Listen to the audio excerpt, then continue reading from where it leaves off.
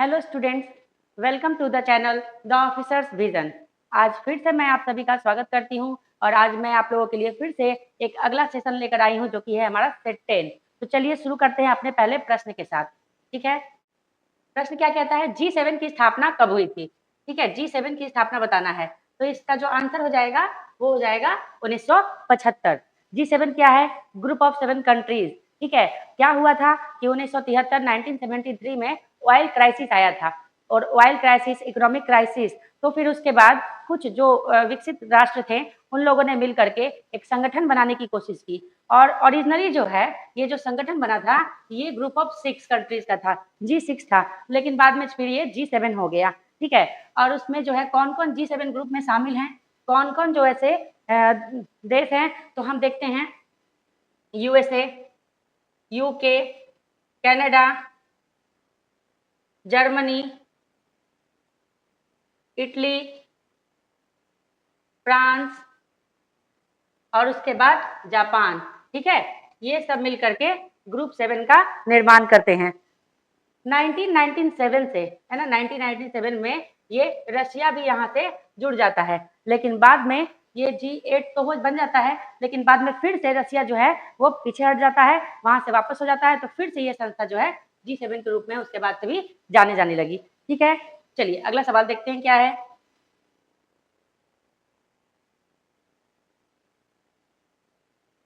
और ये रहा आज का दूसरा सवाल। सवाल ये है, बंगाल तथा बिहार में स्थायी बंदोबस्त किसके द्वारा आरंभ किया गया था? ठीक है, स्थायी बंदोबस्त यानी कि परमानेंट सेटलमेंट की बात की जा रही है, किसके द्वारा आरंभ किया गया था? तो ये कॉर्नवालिस के द्वारा। ठीक है, कब लाया गया था? 1793 में लाया गया था। 1793 में कॉर्नवालिस और किस लिए जाने जाते हैं? तो हम देखते हैं कि कॉर्नवालिस कोड भी ये लेके आए थे, है ना, कॉर्नवालिस संहिता जिसको हम लोग बोलते हैं। इनका टाइम पीरियड अगर हम देखेंगे तो 1785 से 86 से 1793 तक इनका कार्यकाल रहा है। ठीक है, वॉरेन हेस्टिंग की बात करें तो 1773 से लेकर के 1785 तक इनका कार्यकाल रहा। ठीक है, अगर हम बात करें वेलेजली की तो सहायक संधि ये लेके आए थे। सहायक संधि यानी कि सब्सिडी अलायंस, इसके तहत सबसे पहली संधि जो हुई थी वो किसके साथ हुई थी? हैदराबाद के निजाम के साथ। चलिए अगला सवाल देखते हैं। सलीम अली राष्ट्रीय उद्यान, है ना, ये कहाँ स्थित है? सलीम अली राष्ट्रीय उद्यान, इसका क्या जवाब होगा? तो इसका जो जवाब होगा वो हो जाएगा जम्मू कश्मीर, है ना। सलीम अली राष्ट्रीय उद्यान जो है ये जम्मू कश्मीर में स्थित है। इसके बाद और बात करें दक्षीगाम, ये भी हमको जम्मू कश्मीर में देखने को मिलता है। मध्य प्रदेश बांधवा, कान्हा, पेंच, सतपुड़ा, ये सब हमको मध्य प्रदेश में देखने को मिलता है। आंध्र प्रदेश की अगर हम बात करें तो आंध्र प्रदेश में हम देखते हैं पापीकोंडा, श्री वेंकटेश्वरम। ठीक है, चलिए अब यहाँ से आप लोग जो है एक प्रश्न का जवाब दीजिएगा। ठीक है, आप लोग को कमेंट बॉक्स में लिखना है महाराष्ट्र के जो भी नेशनल पार्क्स हैं, राष्ट्रीय उद्यान है, उसके नाम। ठीक है, चलिए अगला सवाल देखते हैं क्या है। और ये रहा हमारा चौथा सवाल आज का। भारतीय संविधान में अस्पृश्यता उन्मूलन से संबंधित अनुच्छेद जो है ये कौन सा है? ठीक है, ये बताना है। तो इसका जो जवाब हो जाएगा वो क्या हो जाएगा? वो हो जाएगा अनुच्छेद 17। ये बताता है कि जो अस्पृश्यता है उसका उन्मूलन करना चाहिए। ठीक है, अनुच्छेद 18 उपाधियों के अंत से है, उपाधियों का अंत। ठीक है, अनुच्छेद 16 जो है अवसर की समानता, अवसर की समानता की बात करता है। चलिए अगला सवाल देखते हैं। सबसे कम तरंग दैर्ध्य वाला प्रकाश जो है इनमें से कौन है? ठीक है, तो ये बताना है। ये आंसर हमारा क्या हो जाएगा? बैंगनी। बैंगनी जो है वो सबसे कम तरंग दैर्ध्य इस रंग का होता है। और अगर लाल की बात करें तो सबसे ज्यादा तरंग दैर्ध्य जो है वो लाल रंग का देखने को मिलता है। अगर बात करें हम फ्रीक्वेंसी की यानी कि आवृत्ति की, ठीक है, आवृत्ति की अगर बात की जाए तो हम देखते हैं सबसे ज्यादा फ्रीक्वेंसी जो है बैंगनी रंग में होता है और सबसे कम आवृत्ति जो है वो लाल रंग में होता है। ठीक है।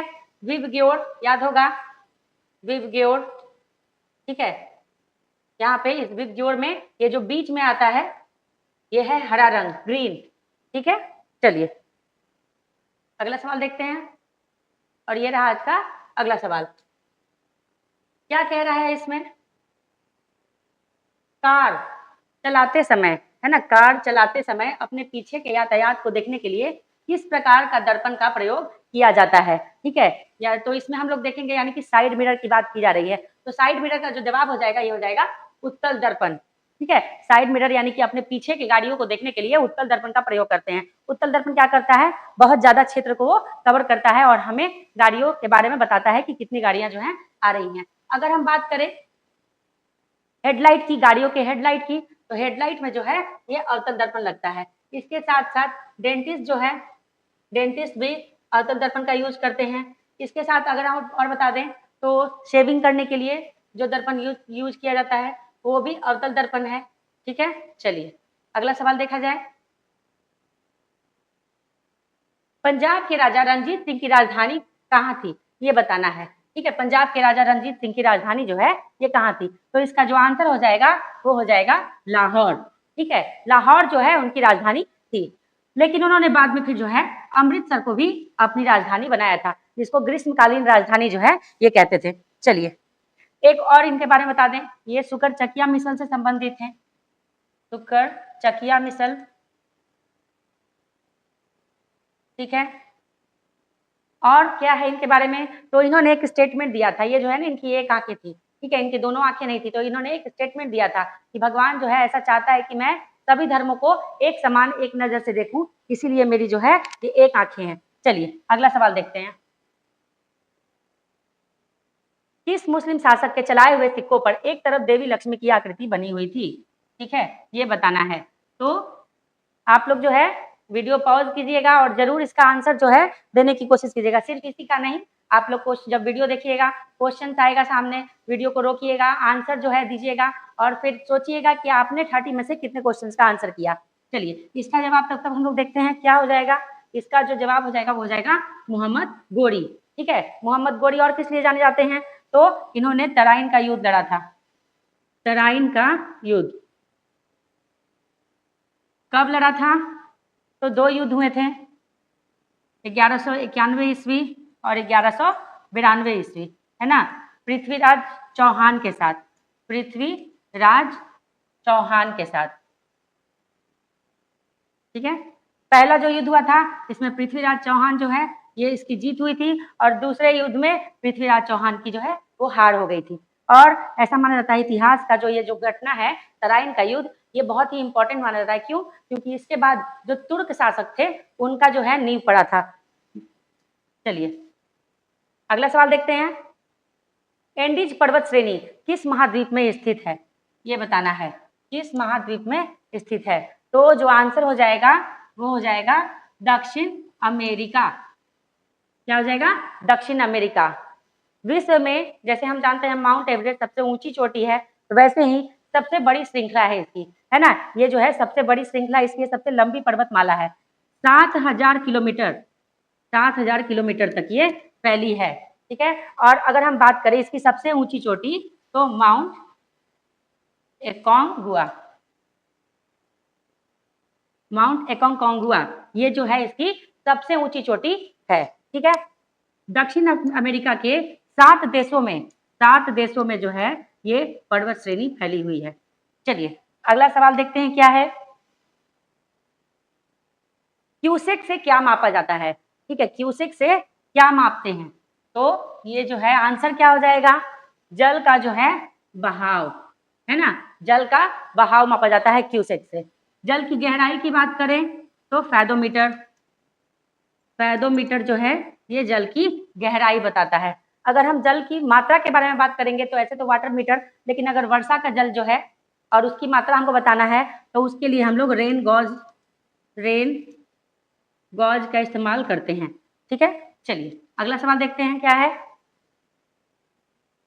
शरीर में हेमोग्लोबिन का कार्य जो है वो क्या है, ठीक है, तो क्या हो जाएगा इसका जवाब, ये इसका जो जवाब हो जाएगा ये हो जाएगा ऑक्सीजन का परिवहन। ऑक्सीजन का परिवहन कहाँ से? तो फेफड़ों से शरीर के अन्य भागों तक, ऊतकों तक, सभी जगह पहुंचाना हेमोग्लोबिन का कार्य है। ठीक है, किसको पहुंचाना? ऑक्सीजन को पहुंचाना। चलिए अगला सवाल देखते हैं। बिहार का अंतिम अफगान शासक जो है इसमें से बताना है कौन था? बिहार का अंतिम अफगान शासक, अगर अंतिम अफगान शासक की बात करें तो दाऊद खान करारानी, ये जो है बिहार का अंतिम अफगान शासक था। हुआ क्या था कि 1526 के समय जब मुगल साम्राज्य जो है वहां पर उसका पुनर्गठन हुआ 1526, उसमें क्या होता है अफगान शासक में यहाँ पर ताज खां करारानी जो है एक नए अफगान साम्राज्य की स्थापना करने की कोशिश करता है। कहा क्षेत्र कौन सा होता है? तो बिहार वाला जो है क्षेत्र होता है। और ताज खां करारानी का ये उत्तराधिकारी होता है सुलेमान खान, और दाऊद खां करारानी जो है वो अंतिम अफगान शासक माना जाता है। राजकुमार परवेज कौन था? तो ये जहांगीर का पुत्र था, जहांगीर का पुत्र। और 1621 में जहांगीर जो है इसको बिहार के प्रांतपति के रूप में नियुक्त करता है। चलिए अगला सवाल देखते हैं क्या है। वह पहला मुगल सम्राट कौन था जिसका राज्याभिषेक बिहार में हुआ? ये बताना है कि पहला मुगल सम्राट जो है वो कौन था जिसका राज्याभिषेक बिहार में हुआ। तो इसका जो आंसर हो जाएगा वो हो जाएगा फर्रुखसियार। ठीक है, फर्रुखसियार। इसका अगर हम समय की बात करें, टाइम पीरियड इसका क्या था, तो 1713 से लेकर के 1719 इसका जो है काल था। ठीक है, किसका ये पुत्र था? तो राजकुमार अजीम, किसका ये पुत्र था? राजकुमार अजीम। ठीक है, अजीमाबाद, पटना का नाम अजीमाबाद भी था, इसी के नाम पे पड़ा था। इसका नाम अजीमुस्तान भी है। ठीक है, और ये कौन था? तो हम देखते हैं ये औरंगजेब का पोता था। औरंगजेब है ना, औरंगजेब का बेटा था बहादुर शाह प्रथम, बहादुर शाह प्रथम, और ये उसका पुत्र था। ठीक है, चलिए अगला सवाल देखते हैं। चौसा का युद्ध कब हुआ था? ठीक है, चौसा का युद्ध कब हुआ था? तो हम देखते हैं चौसा का युद्ध 1539 में हुआ था। किस किस के बीच हुआ था? तो ये जो है बाबर, बाबर नहीं, हाँ बाबर और किसके साथ? शेरशाह सूरी। ठीक है, ये कन्नौज का युद्ध 1540 में, कन्नौज का युद्ध। 1526 ये हुआ था पानीपत का प्रथम युद्ध, पानीपत का प्रथम युद्ध। ठीक है, 1527 खानवा का युद्ध, खानवा का युद्ध किस किस के बीच हुआ था? बाबर और राणा सांगा, राणा सांगा के बीच। पानीपत का युद्ध किस किस के बीच हुआ था? तो बाबर और इब्राहिम लोदी, इब्राहिम लोदी के बीच। चलिए अगला सवाल देखते हैं क्या है। जैन तीर्थंकर वासुपूज्य का जन्म स्थान कहाँ है? ये एक साथ आ जाएगा, वासुपूज्य है ना। इनका जन्म स्थान जो है वो कहाँ है? तो बिहार में ही चंपा नगरी थी। ठीक है, बिहार में ही क्या थी? चंपा नगरी। चंपा किसकी राजधानी थी? अंग महाजनपद की, अंग महाजनपद है ना, इसकी राजधानी थी चंपा। यहीं पर उनका जन्म हुआ था। और ये जैन के 12वें तीर्थंकर थे, 12वें तीर्थंकर थे। ठीक है, मृत्यु भी इनकी कहाँ हुई? मृत्यु भी इनकी चंपा नगरी में हुई। वैशाली के कुंड ग्राम में हम जानते हैं भगवान महावीर का जन्म हुआ था। कुशीनगर, भगवान बुद्ध को यहाँ पर मोक्ष मिला था, यानी कि मृत्यु उनकी हुई थी। चिरांग सारण में है, बिहार के सारण में नवपाषाण कालीन और इसके साथ साथ जो ताम्रपाषाण कालीन साक्ष्य जो है ये हमको चिरांग से प्राप्त हुए हैं। चलिए अगला सवाल देखते हैं। ब्रह्म यानी पहाड़ी जो है ये कहाँ स्थित है? ठीक है, ब्रह्म यानी पहाड़ी। तो इसका जो आंसर हो जाएगा वो हो जाएगा गया में। अभी गया का नाम क्या है? गया जी। ठीक है, गया जी अभी इसका नाम हो गया है। अगर हम बात करें राजगीर की तो इसको राजगृह भी कहते थे, राजगृह भी कहते थे। और इसके साथ 5 पहाड़ियां यहाँ की बहुत ज्यादा प्रसिद्ध है। कौन कौन सी? विपुलांचल, इसके साथ और कौन सा? रत्नागिरी, उदयगिरी, स्वर्णगिरी, वैभवागिरी, वैभारगिरी, है ना, ये जो है 5 पहाड़ियों के लिए जाना जाता है। विपुलांचल पहाड़ी की अगर हम बात करें तो भगवान महावीर जो थे उन्होंने सबसे पहले जो है अपना उपदेश जो दिया था, पहला उपदेश ये राजगीर के इसी पहाड़ी पर जो है अपना पहला उपदेश दिया था। चलिए अगला सवाल देखते हैं। जैव विविधता में परिवर्तन होता है, ठीक है, क्या परिवर्तन होता है? तो हम देखते हैं जैव विविधता यानी कि बायोडायवर्सिटी, जब हम भूमध्य रेखा की तरफ बढ़ते हैं तब जैव विविधता जो है वो बहुत ज्यादा बढ़ती है, ठीक है। क्यों ऐसा होता है? तो भूमध्य रेखा के बारे में हम जानते हैं। भूमध्य रेखा, यहाँ पे जो भूमध्य जल हमको जलवायु देखने को मिलती है, यहाँ पे क्या होता है कि हर दिन 2 से 4 बजे तक जो है बारिश भी बहुत ज्यादा मतलब होती है, लगभग हर दिन होती है। तो यहाँ पे जो सूर्य का प्रकाश है, इसके साथ साथ बारिश, सब कुछ यहाँ पे हमको प्रॉपर जो है मिल रहा है, और इसीलिए जो बायोडाइवर्सिटी है वो यहाँ पर हमको ज्यादा देखने को मिलता है। चलिए अगला सवाल देखते हैं।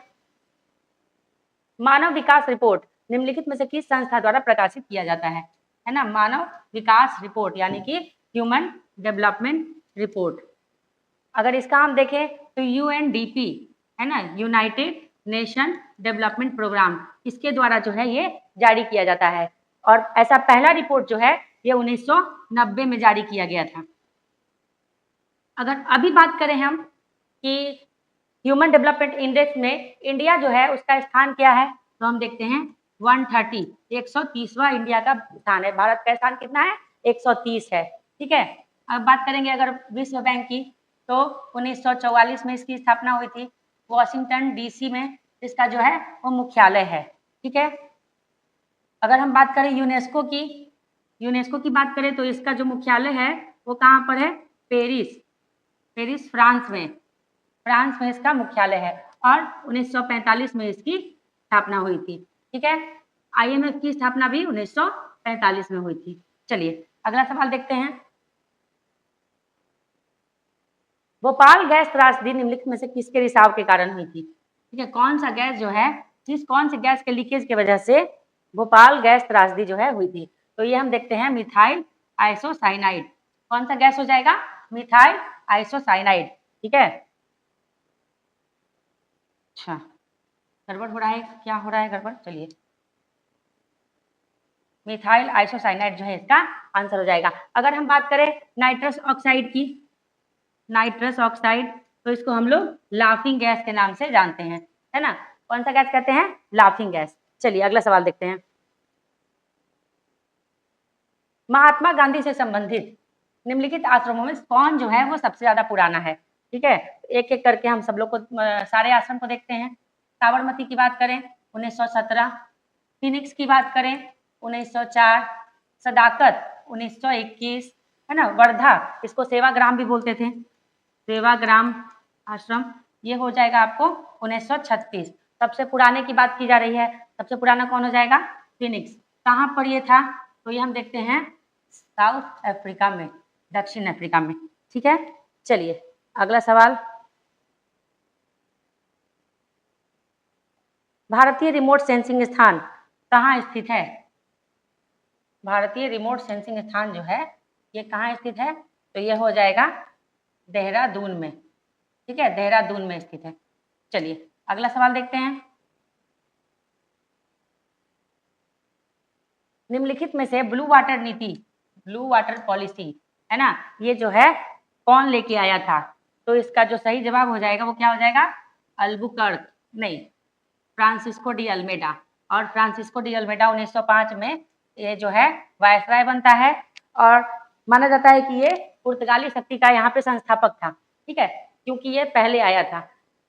लेकिन अगर वास्तविक संस्थापक की बात की जाए तो ये अल्बुकर्क को माना जाता है, ठीक है। चलिए अगला सवाल देखते हैं। प्रश्न है, निम्नलिखित में से कौन काकोरी कांड से या काकोरी षड्यंत्र से संबंधित नहीं था? षड्यंत्र, है ना, षड्यंत्र से संबंधित नहीं था। तो इसका हो जाएगा क्या आंसर? सूर्यसेन, है ना, राजेंद्र लाहिड़ी, राम प्रसाद बिस्मिल, ठाकुर रोशन सिंह, ये सभी लोग जो है इससे संबंधित है। 1924 में हम लोग पहले पढ़े थे HRA हिंदुस्तान रिपब्लिक एसोसिएशन, इसी के तहत 1925 में ये षड्यंत्र जो है रचा गया था। ठीक है, चलिए सूर्य सेन की बात करें तो शस्त्रागार चटगांव शस्त्रागार लूट से ये संबंधित हैं, है ना। बाद में इनको सजा भी हुई थी। चलिए अगला सवाल देखते हैं क्या है। तो अगला सवाल जो है ये है, निम्नलिखित में से कौन सतत विकास के लक्ष्य में शामिल नहीं है ना, शामिल नहीं है। चलिए एक और ऑप्शन मैं यहाँ पे दे देती हूँ, इनमें से कोई नहीं, नहीं इनमें से सभी नहीं, कोई नहीं। ठीक है, चलिए तो हम देखते हैं कि गुणवत्तापूर्ण शिक्षा हो, लैंगिक समानता हो, भूखमरी की समाप्ति या गरीबी की समाप्ति, ये सब जो है सतत विकास के लक्ष्य हैं। सतत विकास यानी कि सस्टेनेबल डेवलपमेंट। टोटल इसके कितने लक्ष्य हैं? 17 गोल्स हैं, है ना। जिसमें कि पहले की अगर बात करें तो नो पॉवर्टी, ठीक है, यानी कि ये दूसरा लक्ष्य जो है ये है जीरो हंगर, ठीक है।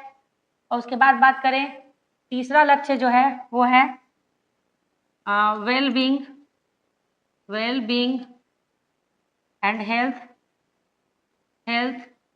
चौथा की बात करें तो क्वालिटी एजुकेशन,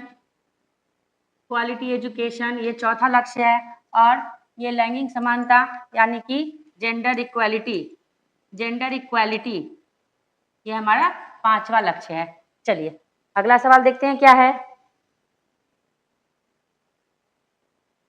ये हमारा 25वां सवाल है आज के सेशन का।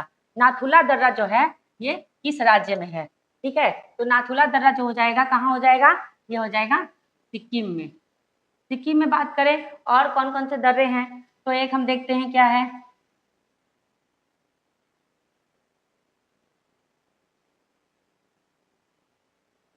अच्छा एक मिनट, चलिए इसको पहले देख लेते हैं। अरुणाचल प्रदेश को पहले देख लेते हैं। तो बोमडिला, सेला, ये हमको अरुणाचल प्रदेश में देखने को मिलता है। अगर हम हिमाचल प्रदेश की बात करें तो शिपकिला, बारालाचला, ये हमको कहाँ देखने को मिलता है? हिमाचल प्रदेश में देखने को मिलता है। ठीक है, चलिए अगला सवाल देखते हैं। किंगरी विंगरी माना नीति, ये जो है ये क्या है? किन चीजों के नाम है? ठीक है, तो इसको हम लोग देखते हैं कि ये जो है ये दर्रे हैं, ठीक है, पासेज हैं। कहाँ पे है ये पासेज? तो उत्तराखंड में। इसके साथ साथ और अगर हम बात करें धर्मा भी हमको देखने को मिलता है उत्तराखंड में ही। चलिए अगला सवाल देखते हैं। अंतर्राष्ट्रीय श्रम संगठन की स्थापना जो है ये कब हुई थी? ठीक है, अंतर्राष्ट्रीय श्रम संगठन की स्थापना की बात की जा रही है, कब हुई थी ये? तो ये हम देखते हैं 1919 में। ठीक है, इसका मुख्यालय कहाँ है? जेनेवा में, ठीक है। 1920 की बात करें तो 1920 में all India trade union Congress, है ना, इसकी स्थापना हुई थी कब? 1920 में। और इसके जो पहले अध्यक्ष थे वो कौन थे? लाला लाजपत राय। ठीक है, 1921 की अगर बात की जाए तो बिहार विद्यापीठ की स्थापना 1921 में। मोपला विद्रोह, ये भी हम देखते हैं 1921 में। चलिए अगला सवाल देखते हैं क्या है। एतमातुद्दौला का मकबरा जो है ये कहाँ स्थित है? ठीक है, तो ये हम देखते हैं, इसका जवाब जो है ये हो जाएगा उत्तर प्रदेश में। उत्तर प्रदेश में कहाँ? आगरा में। ठीक है, आगरा में। किसने बनवाया था इसको? तो नूरजहां ने बनवाया था। क्यों बनवाया था? तो इनके पिताजी थे, है ना, पिता का नाम था क्या? मिर्जा गयास बेग, इन्हीं के लिए बनवाया था, इनकी याद में। चलिए अगला सवाल देखते हैं। और सवाल जो है ये पूछ रहा है, निम्नलिखित में से कौन सी जलधारा जो है उत्तरी अटलांटिक महासागर में प्रवाहित नहीं होती। अटलांटिक महासागर भूमध्य रेखा जब हमको पृथ्वी को यानी कि धरती को दो भाग में बांटती है, उत्तरी गोलार्ध और दक्षिणी गोलार्ध, तो जो अटलांटिक महासागर है ये भी हो गया उत्तरी अटलांटिक महासागर और दक्षिणी अटलांटिक महासागर। ठीक है, तो पूछ रहा है उत्तरी अटलांटिक महासागर में कौन सी प्रवाहित नहीं होती, तो इसका जो जवाब हम देखेंगे वो देखेंगे वेनेजुएला, है ना, ये दक्षिणी अटलांटिक महासागर में प्रवाहित होती है। ठीक है, बात करें अगर हम गल्फ स्ट्रीम की, तो ये गर्म जलधारा है ना, नॉर्वेजियन भी क्या है, गर्म जलधारा। लैब्राडोर की अगर हम बात करें, ठीक है, तो ये भी हम देखते हैं ये ठंडी जलधारा है ना, कौन सी जलधारा है, ठंडी जलधारा। और वेनेजुएला जो है ये भी ठंडी जलधारा हमको देखने को मिलती है। ठीक है, चलिए अगला सवाल देखते हैं। ये हमारा आज के सेशन का लास्ट सवाल है। ठीक है, चलिए पूछ रहा है क्या कि शारदा एक्ट निम्नलिखित में से किससे संबंधित था। ठीक है, तो इसका जो जवाब हो जाएगा वो हो जाएगा क्या, बाल विवाह प्रतिबंध से। बाल विवाह पहले जो है ना बहुत कम ही आयु में क्या हो जाता था, विवाह हो जाया करता था। तो इसमें जो है एक न्यायाधीश थे हरविलास शारदा, इसके साथ साथ न्यायाधीश के साथ साथ ये समाज सुधारक भी थे, समाज सुधारक भी थे, है ना। तो इन्होंने बहुत ज्यादा प्रयास किया इस चीज को क्या करने का, इस पर प्रतिबंध लगवाने का। और इन्हीं के प्रयासों से 1929 में शारदा विवाह जो एक्ट है वो लाया गया। और इसके तहत क्या किया गया, लड़कियों की जो मैरिज की जो आयु थी, शादी की जो आयु थी, उसको 14 वर्ष और लड़कों की ये 18 वर्ष जो है वो किया गया। ठीक है, और इसके साथ जो है आज का सेशन जो है यहीं पर खत्म होता है। ठीक है, अगले बार फिर से हम लोग कुछ नए प्रश्न को लेकर के आएंगे, कुछ नए प्रश्नों को डील करेंगे यहाँ पे। तब तक के लिए नमस्कार।